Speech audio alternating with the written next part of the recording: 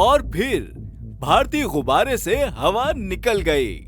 जी हाँ, पाकिस्तान पर हमला करने की धमकियां देने वाला भारत और उसका गन से भरा हुआ मीडिया अब आए बाए शाए में लगा पड़ा है। पहलगाम में मोदी सरकार की जानिब से रचाए जाने वाले ड्रामे को गुजरे 2 हफ्ते होने को है। पहलगाम फॉल्स फ्लैग ऑपरेशन के बाद भारतीय मीडिया ने पाकिस्तान पर इल्जाम लगाने में इतनी जल्दबाजी की कि सारी दुनिया की ही समझ आ गया कि ये भारतीय शिद्दत पसंद बीजेपी हुकूमत का एक प्री प्लान ड्रामा है। अमरीकी वजीर खारजा मार्को रूबियो ने अपने भारतीय हममनसब जयशंकर को साफ अल्फाज में कह दिया कि वो पाकिस्तान के साथ मिलकर कशीदगी कम करे। हाय हाय हाय, डोंकी राजा नरेंद्र मोदी समझ रहा था कि दुनिया उसकी गंदी चाल में आ जाएगी, लेकिन यहाँ तो एक एक करके सबने ही भारत की तबीयत साफ कर दी। अमरीकी नायब सदर जेडी वेंस ने भी भारत को अहमकाना रिस्पॉन्स से मना करते हुए कहा है कि कुछ ऐसा नहीं होना चाहिए जिससे खित्ते में जंग का माहौल बने। सुबह दोपहर शाम रात भोंक भोंक कर पाकिस्तान पर स्ट्राइक करने की बातें करने वाला भारतीय मीडिया और बीजेपी के शिद्दत पसंद रहनुमा अब अपने ही लोगों पर गुस्सा उतारने पर लग चुके हैं। यानी भारत में एक दूसरे के गिरबानों पर हाथ डालने का वक्त शुरू हुआ चाहता है। अगर आपने अभी तक हमारे चैनल को सब्सक्राइब नहीं किया है तो प्लीज सब्सक्राइब कीजिए और बेल आइकॉन को दबाना ना भूलिए। चीन के मारूफ तज्जियाकार और ओहदेदार प्रोफेसर विक्टर गाओ ने भारतीय मीडिया की वो बोलती बंद की है कि बस मजा ही आ गया। उन्होंने दबंग अंदाज अपनाते हुए एंकर को याद दिलाया कि पाकिस्तान की खुद मुख्तारी और सालमियत पर कोई समझौता नहीं होगा। चीन पाकिस्तान के साथ था, पाकिस्तान के साथ है और हमेशा पाकिस्तान के साथ शाना बशाना खड़ा रहेगा। पाकिस्तान पर होने वाले किसी भी हमले की सूरत में चीन पाकिस्तान के दिफा में भरपूर साथ देगा। हुकूमती सतह पर भी चीनी एम्बेसडर ने वजीर आजम शहबाज शरीफ से मुलाकात करके पाक चीन दोस्ती का अमली सबूत दिया है। कतर, सऊदी अरब, कुवैत समेत मशरिक वुस्ता के दीगर मुमालिक भी भारत को समझाते रहे कि बेटा ठंडे हो जाओ, ऐसा ना हो कि बात कहीं से कहीं निकल जाए और फिर पछतावे के तौर पर तुम्हारे पास हाथ मलने का टाइम भी ना बचे। तुर्किया भी पाकिस्तान की भरपूर हिमायत का बरमला इजहार कर रहा है, जिससे भारतीय मीडिया के मिर्चे लगी हुई हैं। जल्द ही कान 5th जनरेशन लड़ाका तैयारे तुर्किया और पाकिस्तान की शराकत से हमारे मुल्क में बनना शुरू हो जाएंगे।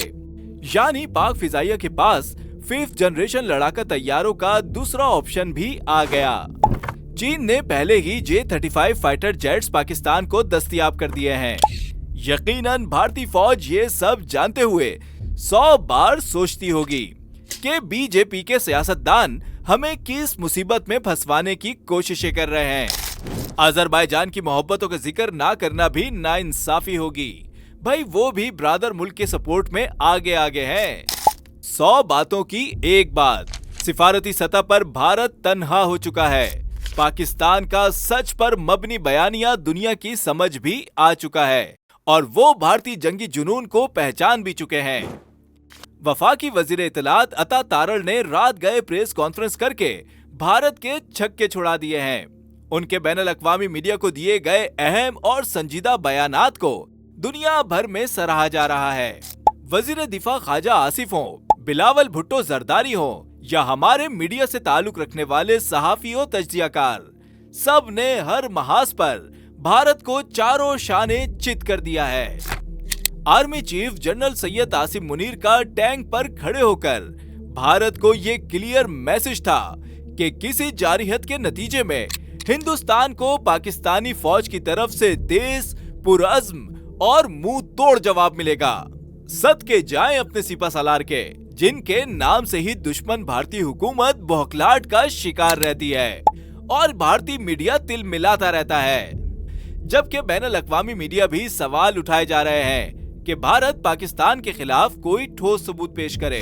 DGISPR अहमद शरीफ चौधरी ने जिस तरह सादा अल्फाज और शफाफ तरीके से दुनिया के सामने भारतीय फॉल्स फ्लैग ऑपरेशन का ऑपरेशन किया है, वो भी अपनी मिसाल आप है।